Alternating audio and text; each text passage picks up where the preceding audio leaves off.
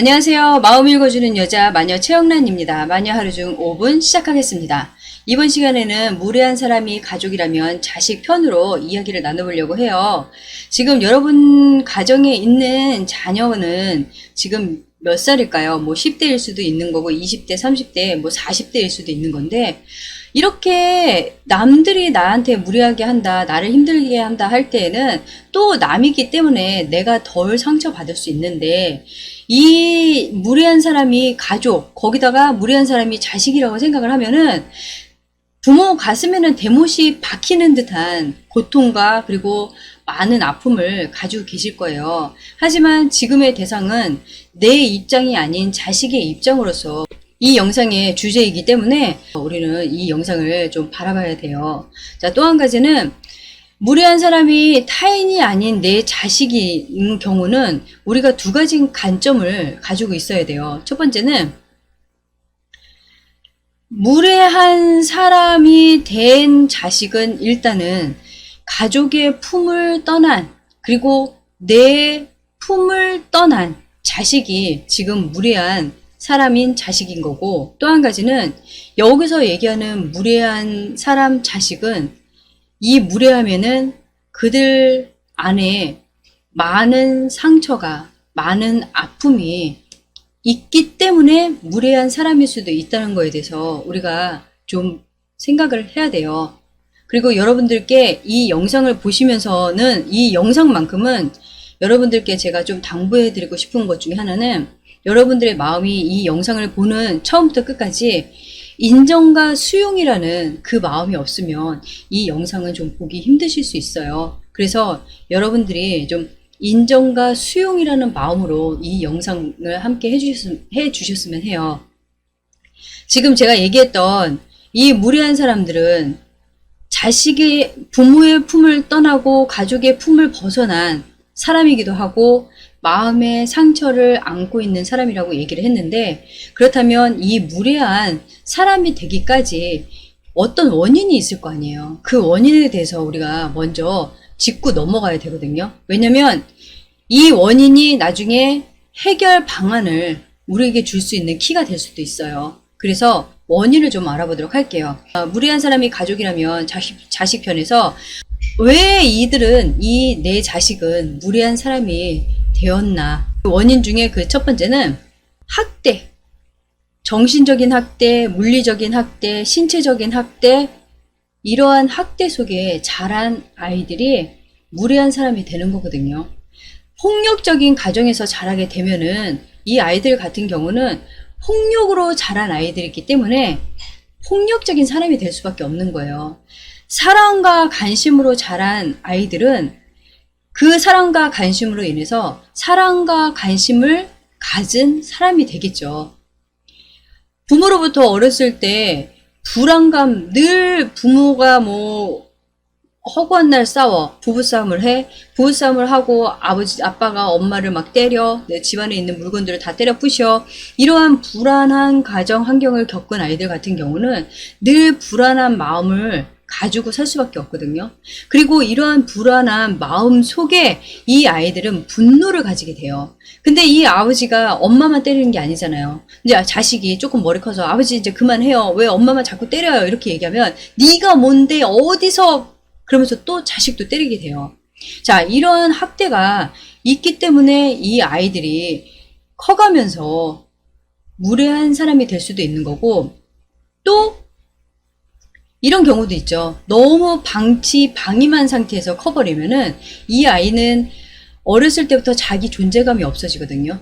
그러면은 자기 존재감은 없어지지만 자기 존재감이 없어지면서 자기의 남들로부터 받는 관심도 없기 때문에 오로지 자기 세계에 갇혀 있는 사람이 돼버려요. 그러면은 나중에 커서 약간 이상한 징후를 가진 어른이 될 수도 있고, 정신적으로. 그리고 또 한 가지는 약간 심리적으로 범죄가 좀 이루어질 수 있는 경우의 수를 갖게 되는 경우도 있고, 어떤 사람들 같은 경우는 자기 세계에 너무 갇혀 있다 보니까 밖으로 나가지 못하고 자기 안에 갇혀서 은둔 생활을 하는, 밖으로 나가서 뭐 인간관계를 맺고 직장 생활을 하고 하는 것이 안 되는, 어려워하는 사람들이 돼버리거든요. 그러면은 나중에 이제 커서 성인이 돼서 부모가 이 자식을 케어하는데 한계가 있잖아요. 다 컸는데 나가서 돈도 벌지도 못해. 그리고 뭐 직장 좀 다니면은 조금 있다가 뭐 얼마 안 돼서 금방 때려쳐. 다시 집으로 또 들어와.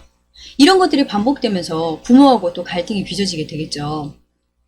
이런 경우들이 있고, 자, 두 번째는 부모가 너무 사랑한 나머지 관심과 간섭이 극에 달한 경우. 그러니까는 적정선에서 뭐 부모가 어느 정도 간섭을 하거나 아니면 관심을 두는 것은 아이들에게도 안정감이 있고 또 부모의 지시대로 따르면서 자기 인생이 잘못된 방향으로 나갈 때 다시 돌아올 수 있는 조언도 되고 충고도 되기 때문에 부모의 관심이나 간섭은 나쁘진 않아요. 근데 사사건건 것, 일일이 뭐 아주 세심한 것까지도 이 아이가 하는 모든 것들에 대해서 부모가 다 신경을 쓰고 다 관심을 갖는 거예요. 다 참견을 하는 거죠. 야, 하지 마. 너 푸사 그거 뭐야? 내려. 걔 만나지 마. 이유도 없어요. 그냥 일방적으로 아이들한테 이런 식으로 얘기를 하면은 부모 입장에서는 난 널 충분히 사랑하고 너는 나한테 너무 소중해. 그리고 너는 나한테 내 인생에 있어서 너무 중요한 사람이기 때문에 내가 이렇게 관심을 갖는 거야 라고 얘기하지만 이 아이들이 받는 느낌은 달라요. 부모가 이렇게 너무 간섭이나 관심을 너무 두면은 아이들 같은 경우는 부모가 내 숨통을 조이고 있다고 생각을 하거든요. 그래서 부모가 그 내 영역의 어느 선 이상으로 넘어와서까지도 계속 나에게 관심을 주거나 간섭을 하면 나중에는 결국엔 집착으로 바뀌어버리는 경우들이 되게 많아요. 그러면 아이들이 벗어나고 싶어요. 자녀들이. 그리고 부모로부터 멀리 떠난 타지 생활을 하려고 하는 경우들이 많거든요. 그거를 견뎌내지 못하는 거예요. 부모의 그 너무 극심한 관심과 간섭을 견뎌내지 못하는 거죠. 근데 그런 관심과 간섭이 정말 그 아이를 위한 것인지 아니면 나의 기대 속에 내가 정해놓은 기준 속에 그 아이가 들어오지 않기 때문에 계속 들어오기를 바라는 마음에 내 욕구를 채우기 위해서 이 아이에게 관심을 두는 거고 간섭을 하는 건지 우리는 좀 생각을 해봐야 된다는 거예요. 부모가 이제 더 이상 나한테 다가오지 못하게끔 하기 위해서 방어적인 행동으로 이제 아이들이 바뀌죠. 예전에는 뭐 조용하고 말도 잘 듣고 했던 애인데 어느 날부터 반항을 하면서 부모한테 소리를 지른다고 해요. 그리고 뭐 부모가 뭐 얘기하려면 아 됐어 그만 얘기해 하면서 이런 식으로 반항을 한다는 거예요. 이거는 부모가 이렇게 자식이 표현하지 않으면은 부모가 한도 끝도 없이 내 세계 내 안으로 너무 파고 들어오니까 자식이 버겁고 힘든 거예요. 너무 싫은 거죠. 그래서 또 무례한 자녀가 되는 경우들이 있어요.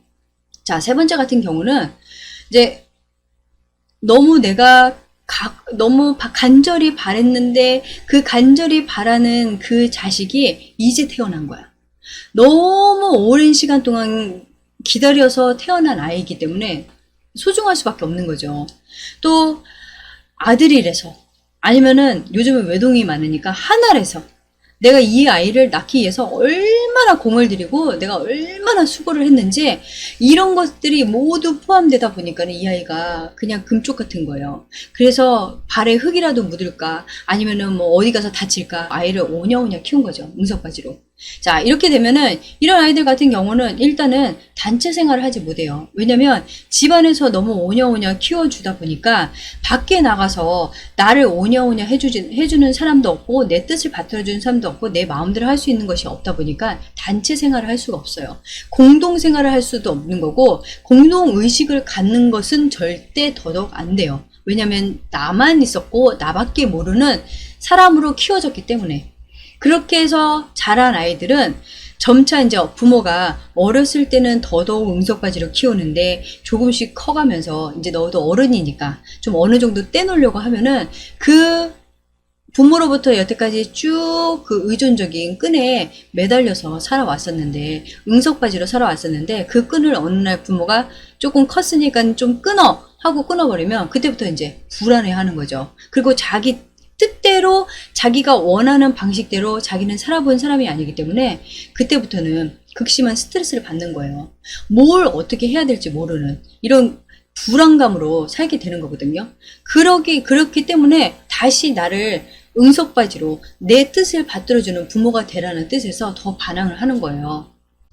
그리고 이제 이렇게 자란 아이들이 있고, 또 이제 네 번째 같은 경우는 이제 이런 경우도 있어요. 선생님, 우리 아이는요, 여태까지 거역해 본 적도 없고 반항해 본 적도 없어요.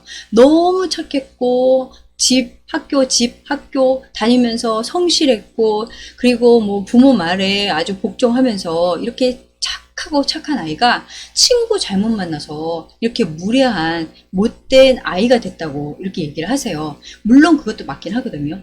하지만 그 잘못된 친구를 만나는 동안에도 부모는 어떠한 입장으로서 어떻게 존재하고 있었냐에 따라서 이 아이가 그런 친구를 만났다 하더라도 다시 자기 자리로 돌아올 수 있는 그 부모가 바라보는 착한 자식, 착한 아이가 돼 있어야 되는 거거든요.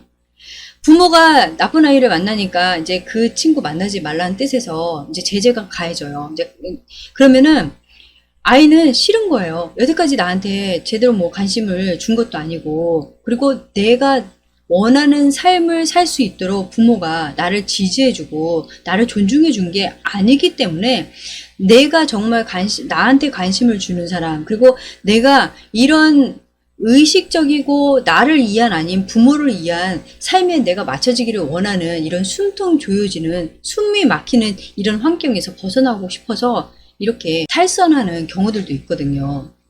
결국은 내가 어떤 식으로 이 아이와 성장 과정 속에서 함께 했는지에 따라서 이 아이가 무례한 사람이 될 수도 있는 거고, 아니면은 건강한 사람으로 성장할 수도 있는 거겠죠.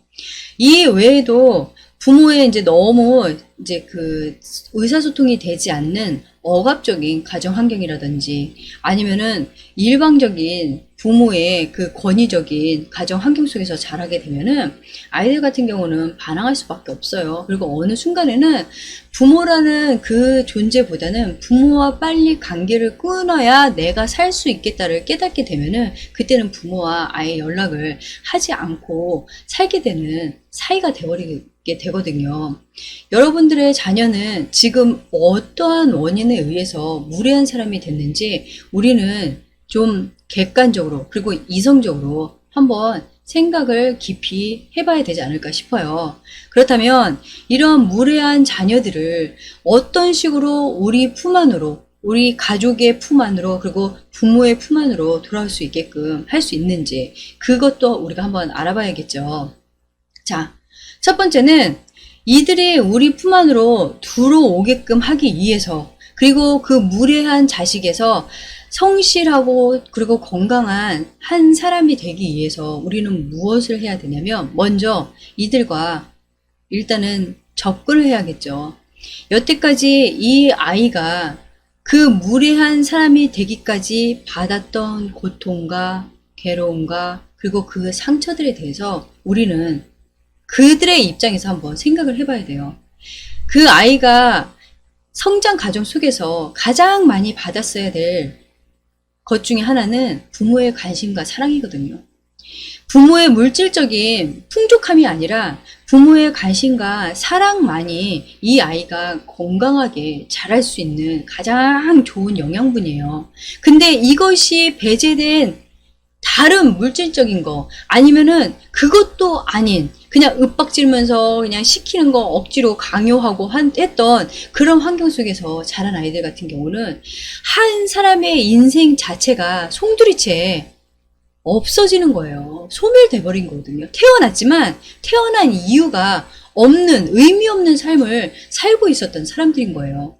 이 사람들은 내가 살지만 왜 사는지 모르는 무의식 속에서, 그리고 의식 속에서 그러한 마음을 가지고 그것이 계속 생각에서 끊어지지 않으면 무기력해지거나, 아니면은 우울증으로 오거나, 아니면은 심해지면은 정신분열까지도 오게 되거든요. 이러한 심각하고 중요한 시기에 우리는 이 아이들에게 무엇을 해줬냐 이거죠. 이 아이가 받았을 그 환경, 이 아이가 받았을 그 경험, 그런 것들을 이 아이 입장에서 생각해 봤을 때 너가 이럴 수밖에 없었다는 거, 그러지 않고는 너가 견뎌낼 수 없었다는 거에 대해서 우리가 한 번쯤은 생각을 해봐야 된다는 거예요. 그리고 나서 정말 이 아이가 힘들었겠구나, 정말 아픈 세월을 보냈겠구나, 정말 고통스러웠겠구나, 그런 마음이 생기면 그때 아이에게 정말로 진심 어린 미안해, 정말 아팠을 것 같아, 정말 힘들었을 것 같아 라는 사과예요. 어쩌면 진심 어린 그 미안해 이 세 마디가 이 아이가 그동안 굳게 닫아놓고 있었던 마음의 문이 열릴 수 있는 계기가 될 수도 있는 거거든요. 절대 하면 안 되는 말 중에 하나는 내가 그때 너무 힘들었어. 내가 그때 너를 키우기 위해서 어떻게 내가 살았는지 알아? 그런 말 하지 마시라는 거예요. 그냥 그 아이 입장에서 미안해. 힘들었을 것 같아. 너 입장에서 얼마나 많이 아팠어? 얼마나 많이 고통스러웠어? 정말 그 마음, 그때 너를 그렇게 돌봐주지 못하고 너의 마음을 헤아려주지 못해서 정말 미안해. 이것이 1단계가 된다면, 자, 2단계, 두 번째는 아이가 입을 열 수 있고 입을 열지 않을 수도 있어요. 너무 상처가 깊고 깊으면은 입을 열지 않을 수 있거든요. 그래도 그 아이가 마음의 문을 열어서 마음의 얘기를 할 때까지 부모는 계속해서 그 아이에게 미안하다는 말, 그리고 그 아이 입장에서 계속 생각을 해줘야겠죠. 자, 그러고 나서 이 아이가 마음의 문을 열어서 입을 열면 그때 우리는 대화를 시도를 해야 돼요. 하지만 여기서의 또 대화는 우리가 그 소통한다의 대화는 아니에요. 이 아이가 그동안 마음속에 쌓아놓았던 그 억눌렸던, 그리고 풀지 못했던 그런 감정들, 부정적인 감정들, 고통스러운 감정들을 풀고 해소하고 해결할 때까지 우리는 듣고 또 들어줘야 돼요. 거기서 반박을 하거나 아니면은 변명을 하거나 이유를 대면 안 돼요. 그래, 알아. 근데 나도 노력할 만큼 했어! 이런 식으로 나가면 안 된다는 거예요. 그럴 바에는 아예 대화를 안 하시는 게 좋아요. 이 아이가 속에 있는 말들, 속에 있는 감정들을 다 털어낼 때까지 부모는 힘드실 수 있어요. 견디기 힘들고 고통스러울 수 있어요. 왜냐면 뭔가 미안하고 죄책감 들고 죄의식 속에서 더 이상은 듣지 못하는 그런 한계까지도 올 수 있지만, 내가 정말 이 무례한 아이가 내 품 안으로, 우리 가정 안으로 들어오기를 바라는 그 마음이 간절하시다면 이 아이의 모든 감정에 귀 기울이고 집중해 주셔야 되는 거예요. 그리고 나서 이 아이가 어느 정도 풀리고 나면 분명, 근데 엄마 내가 생각을 해보니까 엄마도 힘들었을 것 같아. 엄마도 그때는 어쩔 수 없었잖아. 이렇게 얘기를 해준다면 그때 대화가 되는 거거든요. 그러기 전까지는 아이의 얘기를 들어주는 그런 대화를 하셔야 된다는 거예요. 자, 세 번째가 가장 중요해요. 부모들이 이제 두 번째까지는 시도를 하세요. 두 번째까지 시도를 했는데 다시 원상태로 돌아가는 일들이 되게 많아요. 그 중에 그 이유 중에 하나가 뭐냐면, 내가 이렇게 사과도 하고 아이의 얘기를 들어주면서 관계를 조금 회복한 것 같아. 근데 우리 이 주변이 정리가 안 돼 있네. 이 주변이 변한 게 없는 거예요. 예전에 했던 그 방식대로 이 아이를 또 대하게 되면은 이 아이는 지금보다 더 극심한 고통도 고통이지만 아이의 마음의 문을 완전히 닫아버린다는 거예요. 그래서 이 아이와 2단계까지 접근을 하셔서 해결을 하셨다면 3단계에서는 주변 정리, 다시는 그 환경을 경험하지 않게끔 만들어 주셔야 되거든요. 그것이 어떤 방법을 써서라도, 아니면 나중에는 이 아이가 충분히 부모의 입장을 좀 이해해주는 편이라고 하면은, 아버지가 너무 완고해, 아버지가 너무 그냥 막무가내야, 아버지가 너무 그냥 막말도 하고, 그리고 우리를 너무 학대해. 근데 이 아버지를 어쩔 수 없어. 우리가 아버지 그늘 밑에서 살아야 되는, 아버지를 의존해서 살아야 되는 지금 입장이라면, 그렇다면 이 아이와 충분히 대화를 나누고 아버지의 입장을, 아버지도 한낱 이런 존재, 이런 인간이 이 인간인 부분과 너가 좀 아버지를 이해해줘야 되는 그런 부분에 대해서 얘기를 하면서 아버지를 이제 아버지가 아닌 한 사람으로 바라보면서 마음에서 놔야죠. 어떠한 식으로든지 이 환경을 다시는 반복하지 않게끔 만들어주는 게 이제 세 번째고, 네 번째 같은 경우는 나는 그동안 이 아이를 어떤 식으로 생각을 했는지에 대해서 좀 우리는 생각을 해봐야 돼요. 부모들이 가장 흔히 하는 말 중에 하나이고 굉장히 위험한 발언 중에 하나가 뭐냐면, 내가 너를 어떻게 키웠는데 너가 어떻게 나한테 그럴 수가 있어? 이 말 부모이면은 모든 부모들이 다 쓰는 말 중에 하나일 수도 있어요. 너무 괘씸하니까, 너무 속상하니까, 너무 뭐 배신감 같은 느낌에 그렇게 얘기할 수 있는데, 그 말은 자식의 입장에서는 그러면 나는 오롯한 나의 존재로서 살아온 것이 아니라 당신의 뜻대로 당신이 원하는 방식대로 살지 않아서 당신이 마음에 들지 않으니까 나한테 그렇게 얘기하는 겁니까? 라고 생각할 수 있거든요. 내가 너를 어떻게 키웠는데 라는 말에는 내가 원하는 방식대로 너를 키우려고 나는 많은 걸 투자했어. 근데 너는 왜 내 뜻대로 자라지 않은 거야? 라는 뜻일 수도 있는 거거든요. 자식은 오롯한 하나의 인격체를 가진 독립된 인간이에요. 근데 자식을 그런 독립된 인간으로 보는 것이 아니라 하나의 내 소유물이라든지 아니면 하나의 내 어떤 기대를 만족하고 충족시키기 위해서 태어난 그런 대상처럼 생각을 하기 때문에 내가 이런 말이, 이런 괘씸함이, 그리고 이런 배신감이 들 수도 있는 거거든요. 네 번째가 그 얘기예요. 자식을 인격체를 가진 하나의 독립된 인간으로 우리는 대해주고 존중해줘야 된다는 소리예요. 이제 사춘기 정도 접어들면은 이 아이들이 생각이란 것이 자라나면서 자아가 생기고 자아를 보게 되는 나이란 말이에요. 이럴 때 내가 누군가로부터 존중을 받고 있다, 인정을 받고 있다, 내가 누군가로부터 관심과 사랑을 받고 있다는 것이 계속 느껴지고 그걸 받고 살아온 친구들 같은 경우는 건강하게 잘 자라요. 근데 내가 거기서 관심도 받지 못하는 데다가 나는 누군가에 의해서 조종되는 삶을 살고 있다는 것을 알게 된 순간부터 이 아이들은 자기네 인생을 논단 말이에요. 자기 인생을 포기하게 되는 거거든요. 그리고 막 살게 되는 거예요. 네 번째는 내가 이 아이와 어느 정도 3단계까지 해결을 했다면 이제는 이 아이를 내 자식으로서가 아니라 좀 인격체를 가진 사람으로서 존중하고 조심히 대할 수 있는 대상으로 좀 봐주셨으면 하는 게 네 번째예요. 자, 그렇다면 이제 다섯 번째 같은 경우는 선생님의 얘기대로 제가 네 번째까지 다 해봤어요. 그럼에도 불구하고 이 아이는 그냥 저희를 떠난 것 같아요. 그리고 이 아이한테 우리가 기대할 건 없는 것 같아요. 이렇게 말씀하시는 분들이 계시거든요. 아이 입장에서 그 어린 나이의 1년은 어른이 느끼는 1년과 또 틀릴 수 있어요. 아이 입장에서 그렇게 고통스러웠던 그런 아픔이나 그런 힘겨운 삶은 어른들이 겪는 그런 힘겨움과 고통스러운 그런 통증하고 또 다를 수 있고 그런 무게하고 다를 수 있거든요. 아이들이 느끼는 것은 어른이 느끼는 것의 2배, 3배예요.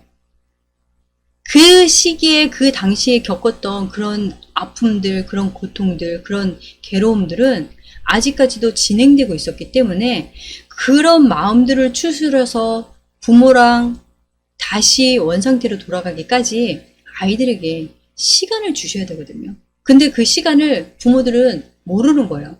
기다려야 되는 그 아이의 마음이 열리긴 했어도 나한테 다가오기까지 어떤 아이들은 뭐 성큼성큼 다가올 수도 있는 거고 어떤 아이들 같은 경우는 너무 무섭고 성향이 그러다 보니까 그래서 조심조심 한 발 한 발 그렇게 오는 아이들도 있어요. 그리고 또 한 가지는 이렇게 회복을 하고 잘 지내려고 했는데 이 아이가 이제 이걸 가지고 우리를 이용하는 것 같아요. 우리 머리 꼭대기에서 우리를 조종해요. 이렇게 말씀하시거든요. 아니에요. 더 반항적인 것 같아. 그리고 더 말을 안 들어. 내가 이렇게 얘기해서 우리가 관계를 회복하려고 했는데 이 아이가 더 툭그러져 나가는 것 같아. 그러면 이 아이가 우리를 이용한다? 우리 머리 꼭대기에서 우리를 조종한다? 그 뜻이 아니라 아이들은 확인하려고 하는 거예요. 내가 이렇게 했는데도 나 받아줄 거야? 진짜야? 내가 또 그럼 이렇게 한번 해볼게. 그래도 나 용서해 줄 거야? 나 받아주는 거야? 진짜 사과한 거 맞아? 우리 관계 회복한 거 맞냐고. 아이들은 불안함 속에서 오랜 시간 동안 있었기 때문에 부모가 이제 안 할 거야, 이제 그렇게 살지 않을 거야 얘기를 해도 불신할 수밖에 없고 믿을 수 있는 건덕지가 없거든요. 그냥 부모의 말 하나만 믿어야 되는 거잖아요. 그래서 아이들도 사람이다 보니까 조심스럽고 무서운 거예요. 내가 이렇게 다가와도 되는 거야? 내가 이렇게 움직여도 되는 거야? 내가 이렇게 부모한테 가면은 또 예전으로 다시 돌아가서 나야 힘들어지는 거 아니야? 내가 상처받는 거 아니야? 이러한 마음, 감정을 가질 수 있다는 거예요. 그래서 이 아이에게 시간을 주셔야 돼요. 우리는 기다려야 되는 그 단계가 이 단계예요. 자, 그 다음에 그렇게 했는데도 불구하고 기다려줬고 이 아이가 마음의 문을 열고 우리한테 다가오기를 그냥 우리는 그렇게 계속 기다렸는데도 불구하고 아이가 더 멀리 나가는 것 같아. 그리고 뭔가 이 아이하고는 끝이 난 것 같아. 이렇게 생각을 하신다면 그것은 부모의 능력을 다 하셨다는 소리예요. 부모의 능력과 이 아이에게 해볼 만큼 다 하셨다는 소리거든요.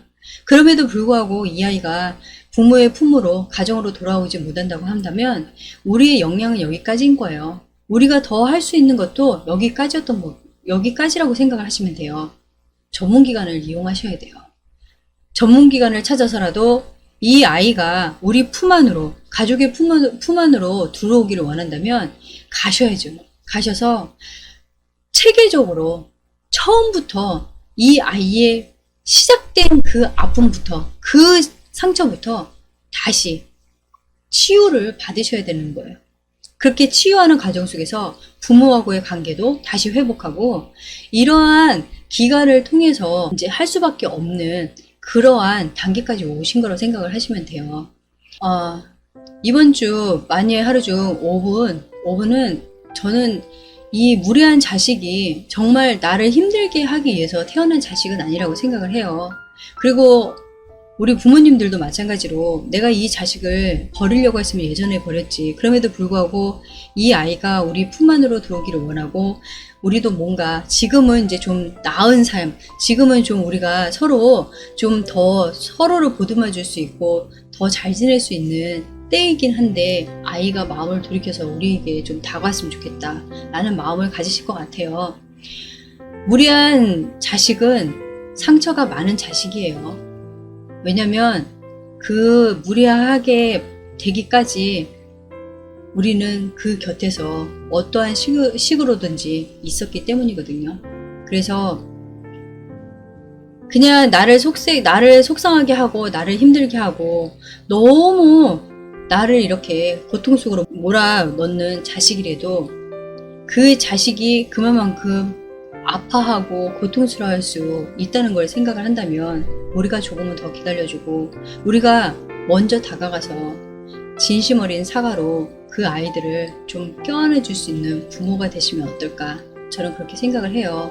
어느 부모도 자식이 못났다고 자식이 못됐다고 버리지는 않으실 것 같아요. 단지 어떤 식으로 다가가야 되는지 몰라서 더 힘들었을 수도 있는 거거든요. 이 영상을 통해서 여러분들의 가정에 웃음이 그리고 행복이 다시 피어날 수 있는 좋은 시간들이 되셨으면 합니다.